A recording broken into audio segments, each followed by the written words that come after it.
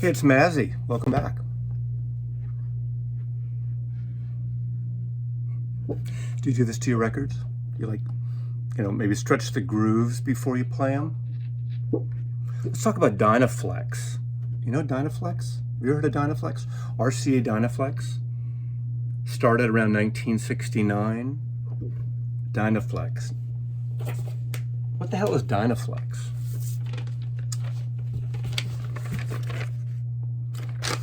I have Nipper, my dog Nipper here. The RCA dog, some will say, in the UK. The EMI dog, his master's voice. Nipper will join me today on this overview of Dynaflex records. Dynaflex records, are they better than other records? Are they flatter than other records? Are they quieter? Does size matter? Dynaflex. The RCA record you are holding is a Dynaflex record.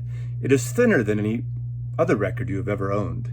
It's also superior in many ways to any other record you've ever owned.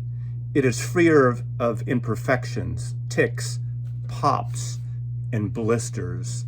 It is much less susceptible to warpage, and its life will be far longer than conventional records. It is the record of tomorrow. Yours today, Dynaflex. All right, Dynaflex. This is my copy of the debut record by Lou Reed, his first solo record. My original copy, I believe, from 1972. Lou Reed, what a great record. Okay, obviously you know him from the Velvet Underground. We all know Lou Reed. His second album would have the great Walk on the Wild Side, Transformer, but I'm not here really to talk about the music, although all these are RCA. Now, in my mind, since I was there when these came out, it's always this orange label that's suspect. That kind of gives me the clue that it's a Dynaflex record. It's not totally the case. They're not all orange, they're not all Dynaflex, and they're not all this thin. Now, these clocked in at about 90 grams. This is probably the thinnest one I have. But again, like everything else now, not all sizes measure up. Not all measure up sizes are equal. Not all sizing is equal. Not all drop of the blob of the vinyl is equal. Now, a lot of people I hear about, I read about in forums, hate Dynaflex. They think it's a shitty, cheap-ass way of making records, and the quality is gone. Is low. I feel totally the opposite. Again, 1969, 90 grams is when RCA kind of went to this format. A couple of things, let me say right off. As far as I'm concerned, I agree. I've never had a warped Dynaflex record. Of course, you can do this, but because of the thinner vinyl, they're actually less susceptible to warp. So that is kind of right in their little overview of it. Also, this is a time just prior to the big oil crisis in America where a lot of record companies were using recycled records, grinding it down, melting them down, using the labels even. And we did have a lot of noisy, trippy, warpy records because of that. And this was, for the most part, close to virgin vinyl, pure vinyl. So right off the top, this is a quality product. Now, also you'll hear stories back in the day of people bitching about when they had their record changers and they were stacking records. Sometimes if they stacked two Dynaflex records or a Dynaflex record were there, two records would drop down. Well, you shouldn't be you shouldn't be dropping your friggin' records anyway, but that was a thing back in the day. Even I did it on my turntable at the time. And actually, because of the lips on some of these and the lead-in grooves, it really didn't damage it unless you had a warped record. And Dynaflex records alleviated that for the most part. Dynaflex, Lou Reed. A few others just to kind of show from my collection. Obviously the one I talked about, Lou Reed Transformer with the hit Walk on the Wild Side. Again, you have another Dynaflex record on the orange. Was interesting too, around this time, early on, sometimes the cover would promote the Dynaflex trademark. A new development in record manufacturing. New, the future Dynaflex. I love my Dynaflex records.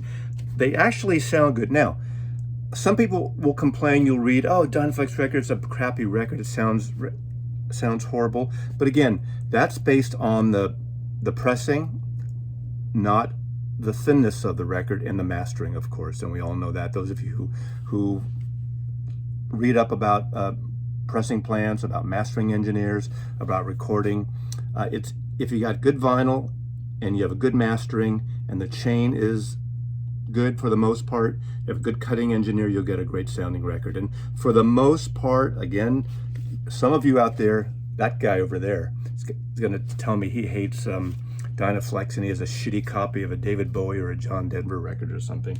Now, speaking about David Bowie, here we go again.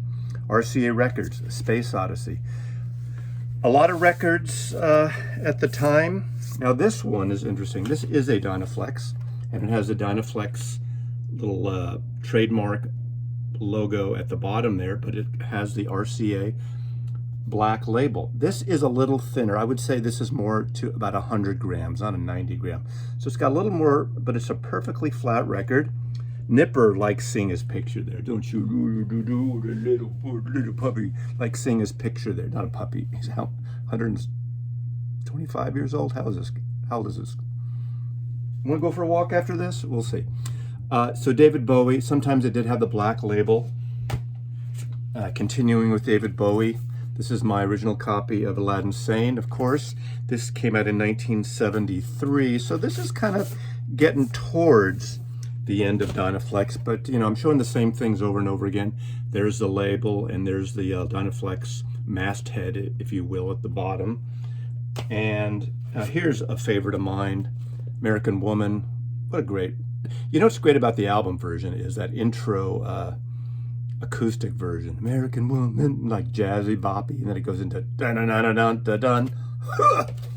Love it. But again, another Dynaflex. Now again, some of these records don't have the Dynaflex logo, but you know, this is definitely a Dynaflex style record and a great sounding record. So there you go. Guess who? Who's on first?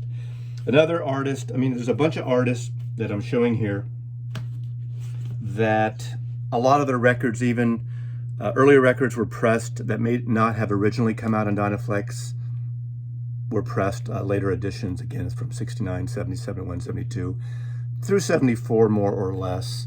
And again, not every RCA records was pressed on Dynaflex using the Dynaflex trademark, but Nielsen Schmielsen, fantastic record.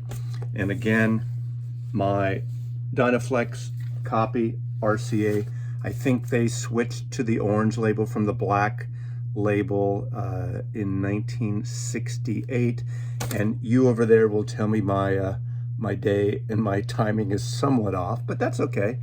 That's what you know, people being in the peanut gallery is all about. And of course the Kinks, all the Kinks records, that once they switched to RCA, in fact, their first RCA record coming from Reprise was this, Muswell Hillbillies, amongst my favorite records. What a great record this is.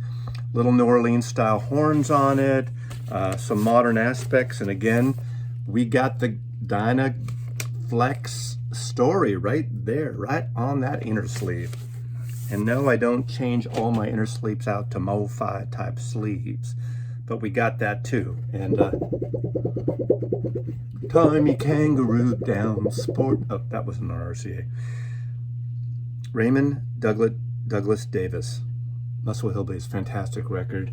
And of course the follow-up, this double album by the Kinks, Everybody's in Showbiz, one record of live tunes and a lot from Muswell Hillbilly, and a record of new studio, including Everybody's in Showbiz. And again, in this case, we got your Dynaflex insert. I'm showing the same things over and over again. We got the Dynaflex record. Does this make you nervous when I do that? So anyway, the bottom line is they're good pressings. If they're good pressings, and most of them are, they're flatter than a lot of records of the day. Now, since I'm talking about these records being about 90 to 100 grams, what I really dislike right now is the whole marketing thing of the last maybe decade of this 180 gram thing.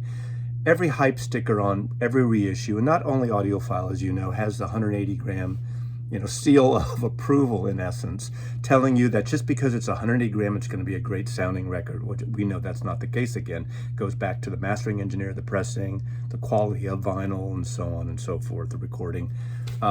Let's show John Denver's greatest hits. I worked in a store when this came out in 1973, my first record store job, and I remember this being flying off the shelf, the biggest selling record in my first probably 3 months of working in a record store. And again, now this is interesting. This is their really ugly label. I thought this kind of grayish label. This is a Dynaflex, and it says so right there at the bottom there. But it's got that kind of like bland, like green, snotty color. Don't like it at all.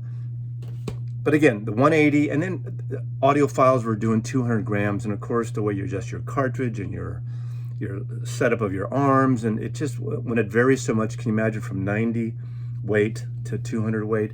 I'm glad that they're cutting away and discontinuing the 200 weight, but I keep hearing that some of these, for instance, Acoustic Sounds QRP press records of the Prestige that are supposed to be 180, some of them are over 210 grams. People are measuring them. I'm not that wonky or that specific that I sit and weigh my records. You want a flat record, you want a good quality record, and a Dynaflex record could be the record for you. So don't poo-poo Dynaflex records. I'm a fan. I've never had a bad one. Not to say there aren't bad ones, and you could have a lip warp and everything. But on the whole, if they're treated well, again, these records are all about 50 years old now, a lot of these. They sound great. They play great on your turntable. So Dynaflex, and remember, records are your best entertainment value. Mazzy loves you. So does Nipper.